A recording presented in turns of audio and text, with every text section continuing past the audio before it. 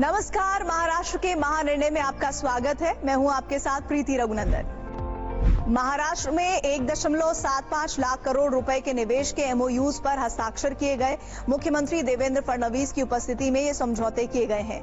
ये निवेश श्याम स्टील और जेडब्ल्यू ग्लोबल औद्योगिक समूहों द्वारा किया जाएगा। इस निवेश से राज्य में 3000 रोजगार सृजित होने की उम्मीद है।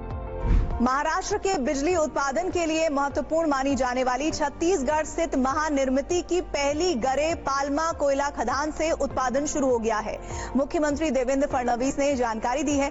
इस खदान से कोयले की पहली railway rack Koradi super thermal power station पहुंच गई है। इस परियोजना के माध्यम से राज्य की बाहरी कोयले पर निर्भरता कम होगी। महाराष्ट्र में उदंचन जल विद्युत उत्पादन के क्षेत्र में 56वां समझौता किया गया।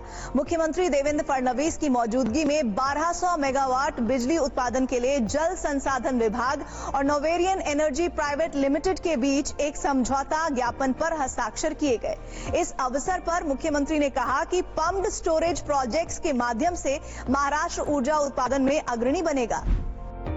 मुख्यमंत्री देवेंद्र फडणवीस ने घोषणा की है कि पुण्य श्लोक अहिल्या देवी जल यात्रा 25 से 29 अप्रैल तक आयोजित की जाएगी। इस यात्रा का शीर्षक गोदा ते नर्मदा है। अहिल्या देवी होलकर की 300वीं जयंती के अवसर पर उनके कार्यों, विचारों और विरासत को नागरिकों तक पहुंचाने के लिए ये जल यात्रा निकाली जाएगी। राष्ट्रपति द्रौपदी मुर्मू और राज्यपाल जिष्णु देव वर्मा की मौजूदगी में मुख्यमंत्री ने नागपुर एम्स के दूसरे दीक्षांत समारोह को संबोधित किया। उन्होंने कहा कि एम्स नागपुर में लगातार अनुसंधान, नए विभागों की स्थापना और बड़े पैमाने पर चिकित्सक तैयार हो रहे हैं। मुख्यमंत्री देवेंद्र फडणवीस ने कहा कि सरकार सेवा भावना से काम करने वाले धर्मार्थ संगठनों को अपना समर्थन जारी रखेगी। पुणे में लता आशा मंगेशकर चिकित्सा विज्ञान संस्थान के शिलान्यास समारोह में मुख्यमंत्री ने कहा, कई लोग इस कार्य में सहयोग कर रहे हैं। सरकार भी ऐसी धर्मार्थ परियोजनाओं में सहयोग करने का प्रयास करेगी। अंबेडकर जयंती के मौके पर मुख्यमंत्री देवेंद्र फडणवीस ने चैत्य भूमि दादर में भारत रत्न डॉक्टर बाबा साहेब आम्बेडकर को पुष्पांजलि अर्पित की। इस मौके पर मुख्यमंत्री ने कहा कि भारत के संविधान के निर्माता भारत रत्न डॉक्टर बाबा साहेब आम्बेडकर ने न्याय, समानता और गरिमा की एक मजबूत नींव रखी है।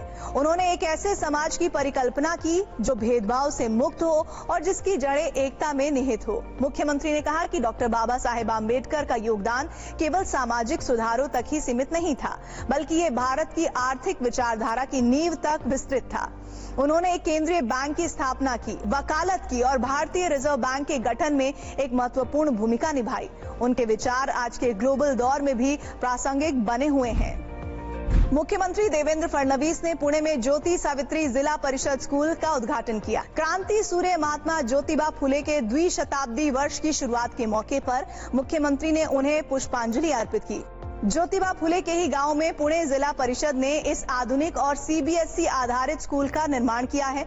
मुख्यमंत्री ने कहा कि महात्मा ज्योतिबा फुले जी का योगदान असाधारण है। सामाजिक बुराइयों के खिलाफ उनका अथक संघर्ष आज भी आने वाली पीढ़ियों को प्रेरित करता है।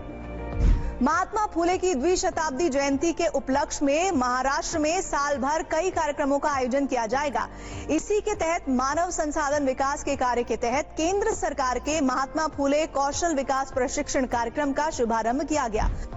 महाराष्ट्र के उप मुख्यमंत्री एकनाथ शिंदे ने धाराशिव जिले के लिए कई विकास कार्यों की घोषणा की है। अयोध्या के प्रसिद्ध राम मंदिर की तर्ज पर तुलजा भवानी मंदिर परिसर के विकास के लिए लगभग 1865 करोड़ का प्रावधान किया गया है।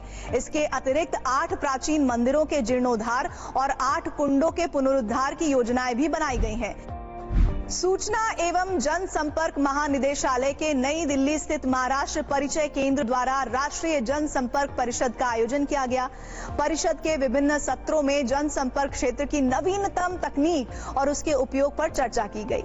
वर्तमान में मीडिया और पत्रकारिता के क्षेत्र में आर्टिफिशियल इंटेलिजेंस के कारण बड़े बदलाव आ रहे हैं। इसी पृष्ठभूमि में सूचना एवं जनसंपर्क महानिदेशालय के प्रधान सचिव ब्रजेश सिंह ने जनसंपर्क अधिकारियों से अपने दैनिक कामकाज में एआई का प्रभावी उपयोग करने का आह्वान किया। इस अवसर पर प्रमुख गणमान्य व्यक्ति उपस्थित थे। महाराष्ट्र के महानिर्णय में इतना ही। टीवी 9 भारतवर्ष पर खबरों का सिलसिला जारी है।